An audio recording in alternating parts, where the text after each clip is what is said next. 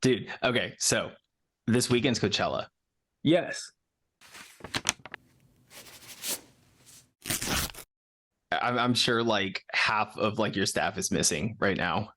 Not even half the staff. I have no staff that's not interested in Coachella. I just see everything on social media about Coachella. Okay, did you know that this whole thing was live streamed? Coachella? Yeah. Yes, it's always been live streamed. Okay, so for people that live under a rock like me, I had no idea this thing is live streamed. Why go? You could perfectly fine. Just get your good speakers and then just play it like you're there. I mean, yeah, but like, okay, so the reason why I ended up coming up like over this is I was just like researching some stuff, and then it came up saying like, oh, it's live streamed, and like they're like the partnership with YouTube, things like that. It makes sense. I think there was one time I saw Tomorrowland was being live streamed, and I was like, that's so cool. It'd be cool if like stuff that was here. Because like, let's be honest, I'm not going to go to Coachella, dude. Like, one, I'm old, so like I'm past my prime on that part, and then two, like the cost to get there from the Pacific Northwest is ridiculous.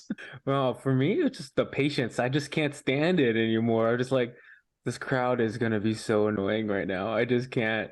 I can't. I don't have the patience. I'm just like I'm becoming a grumpy old man when I'm What was the not. last time But you I just went? like 2016. Was it fun? That was a time of my life. I loved it. Would you ever go again? If I didn't have to camp, yes. Oh, dude, you could just be bougie. Go get Be the bougie. yeah. But I think when I go there, I think I'd rather just go for the fun of it and the sense of the environment versus the like really just trying to mess with the maybe just stay in the back and just listen to the music instead of just trying to keep on pushing forward towards the crowd. I think that was the annoying part. Also, at a certain part of the night, it gets really crowded, and then sometimes you just have to have the homies like have your hands on the backpack and just think, all right, we're going, we're like gonna centipede this stuff, and then just link up. Is that because of the headliner that It's night? like, Is that why? yeah, the headliner, the crowds, it gets bad. That was funny is because I lost grip on I think it was Jacob's backpack and we're all trying to snake through. Like and I lost grip and I lost him for the rest of the night. Oh man, So I I was think just like I was just roaming. It was fun. It was cool. Met some dope people.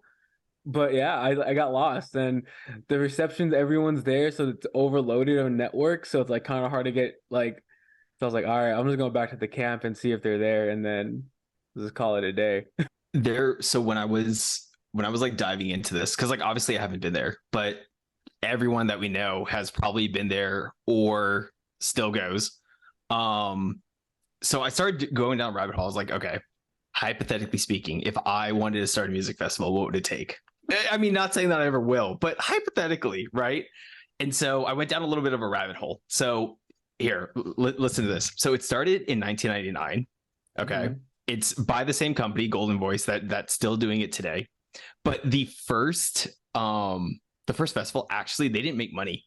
Coachella, like first Coachella festival. The first Coachella, yeah, in Yeah. '99, they took a loss on it, and they had troubles with it for like the first couple of years. Like they had to take a hiatus in like 2001, um, and like they were just having some problems with that.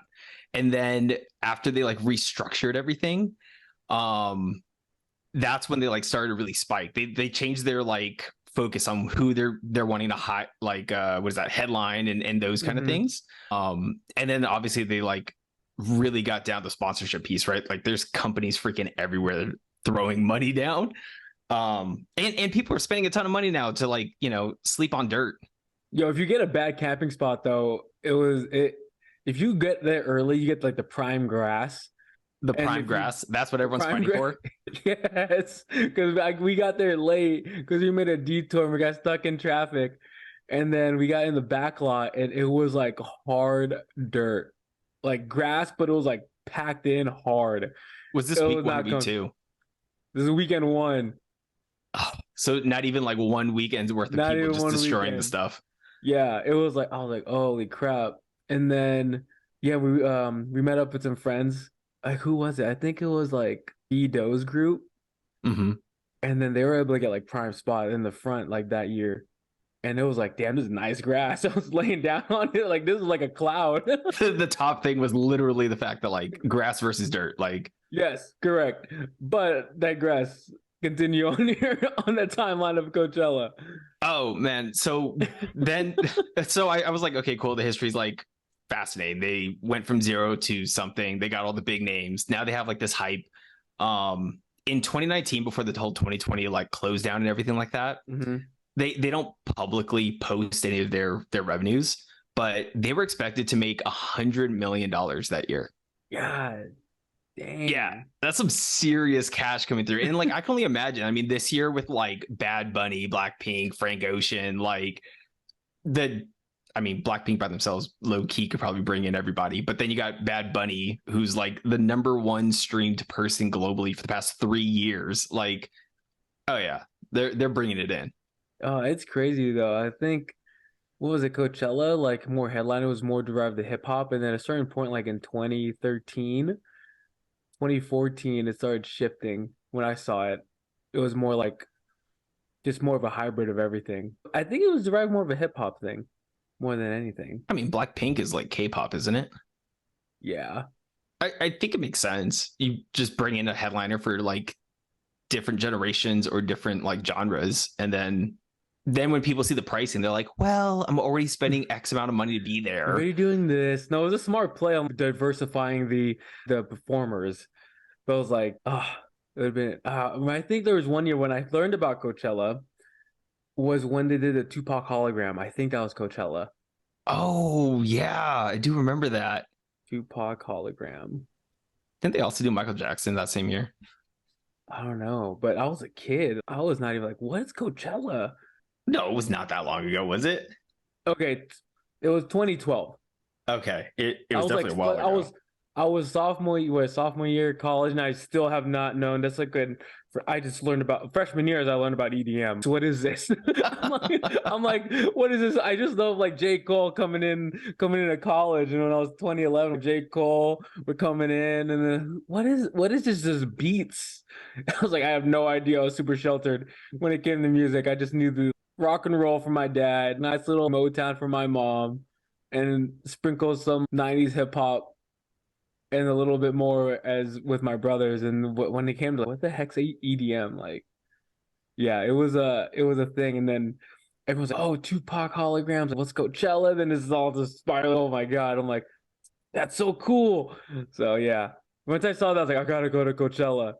But they didn't do anything afterwards, right? With holograms, like they Mm-mm. figured it I out don't back in think they did. 2012, and they haven't touched it since. That was crazy. What was it? No, but they were big on art, sculptures, and you go there for like the experience of the art. I think 2014, 2015, they had the Spaceman, and then Oh every yeah. year, I think that was when Ellie went, and then he was telling me that it was standing straight up.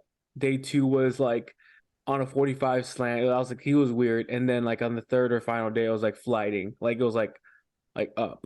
Was it just a Like balloon? yeah, it was like a very big like spaceman.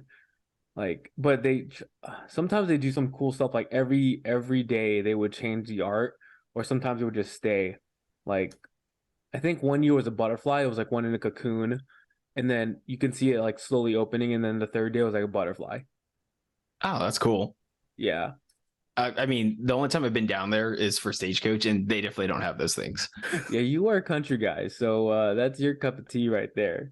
Oh yeah, Um, just some boots, like everything's no frills. There's yeah, not everyone's not coming in fancy outfits really. Like yeah, you're just bringing your own chair, maybe sneaking in a couple of beers, but outside that, like you're just there kicking it.